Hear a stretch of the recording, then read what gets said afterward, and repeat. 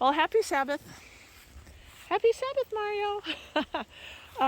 You know, I have stuff that I'm trying to organize to post, and I've just been really busy with the care of my mother, and which I love. I love, love, love my mother. She's so awesome.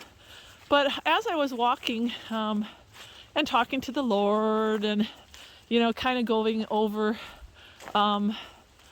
you know, learning lessons and what the Lord is trying to show me, and all of that good stuff. I was at church today, and I think this is worth talking about, and I think it's worth talking about because I think there's lessons to be had in here. So when I was at church today, and it's a very small church, and they came on to put on a weekend thing, a cooking class, a sermon. They taught the Sabbath school. It was nice. And, I really applauded the women that were involved in putting it on, because this is a church that is dying, as a lot of churches are dying. And actually this is their second time putting on something that was really kind of non-traditional, out of the box. And me and Chris actually, this last winter, were invited to do a pandemic besters class, and we had a lot of support. A good outcome, and I know I enjoyed it. So they decided to do this, and it was awesome. It was awesome. Now I'm in the middle of caring for a mother who is needing more help than I've anticipated. So I don't like to be away from home for too long, an hour at a time, 2 at the most. But it's crazy what's going on here. And so I talked to one of the leads, and I said, I'd love to help. This is my thing. This is my thing. But it just ended up that I just couldn't participate. And I felt bad about that.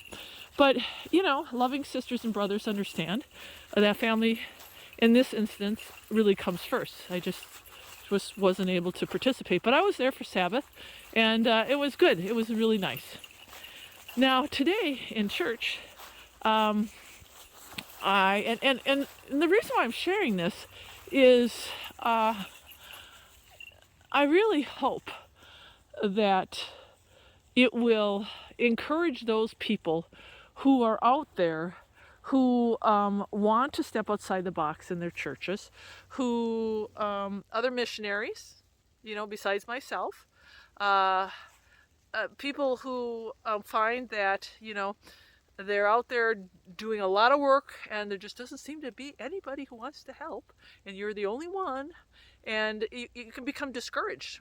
So I'm telling this story so you're not going to be discouraged, and I'm telling this story because there's a different way to look at this than to be upset and angry at the people who aren't helping and should be helping. Okay. So I asked one of the people who were part of the event.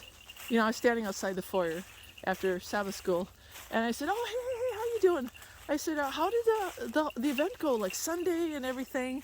And she looked at me, and she's like, and she just went off. She had this look, and she's like, "How did it go? How did it go?"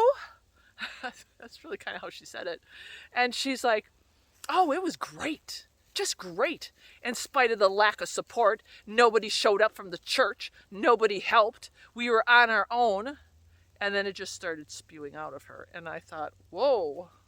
I mean, I'm just standing there in the foyer of the church, and I was like, there's some hostility here. She was so angry. She was so upset. And I felt bad. I felt bad. And I said, well, what do you say to someone? I said, well, there's not a lot of numbers. So, when a couple don't show up, it's, and I said, well, it is a small church. And she says, and it's even smaller when not even 25% show up. It's like, oh. I'm like, well, and I'm sorry I couldn't participate because I was taking care of my mom. And she's like, well, it was just pathetic. She says, we try so hard. And I'm like, and then she just walked away.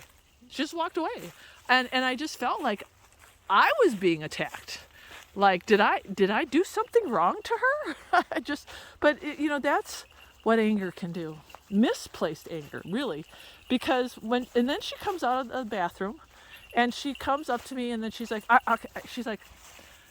let me start over. I'm like, okay, this will be good. She's like, how did it go? It went terrific.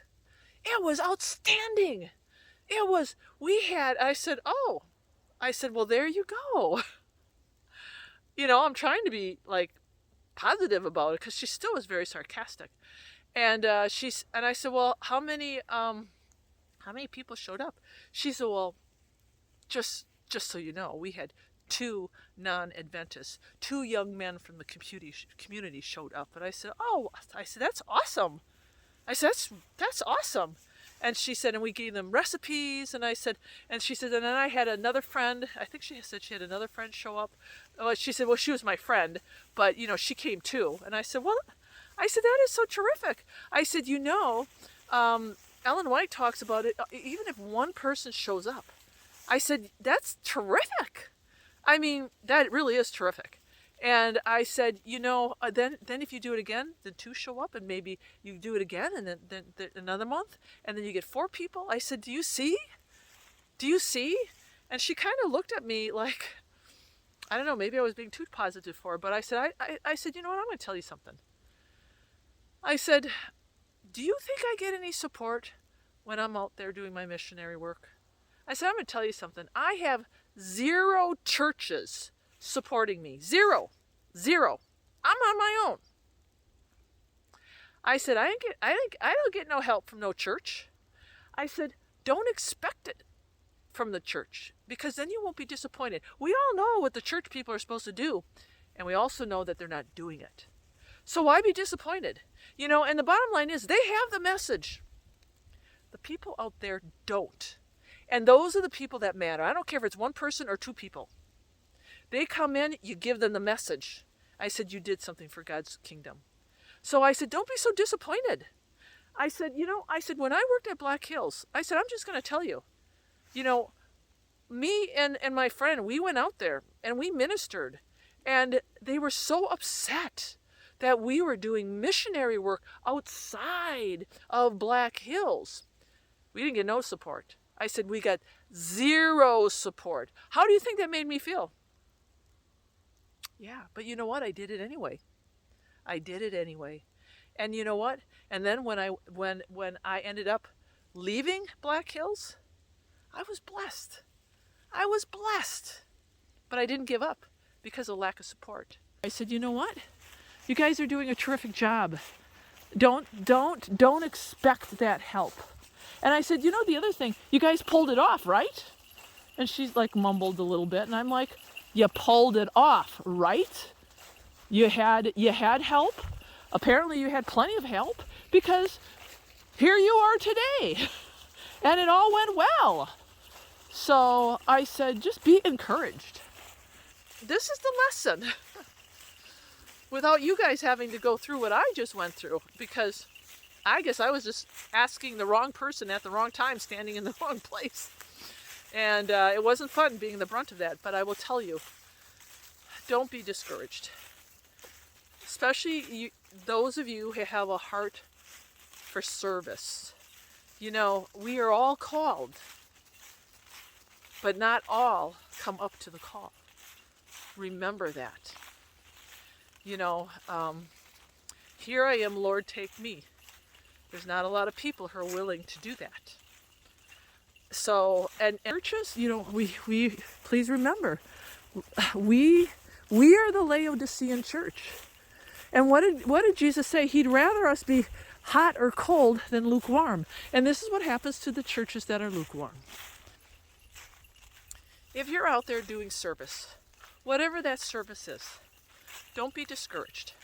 I told somebody today after church, because he, I believe, works at Burger King or McDonald's. He says, man, it's rough. He says, I want to go home, and they keep coming in, and they keep coming in. And he says, and I'm trying to be a witness to some people. And he says, nobody's receptive at my work, nobody. And I said, don't be discouraged, because you're not working for them. You're working for Jesus. And so we have to remember, we may never get a response or a thank you or a high five. It's okay. We may never get back up. But we've got a big God that goes before us. And that's who we serve. That's who we serve. So, don't worry. Don't worry. God's got it. God's got it.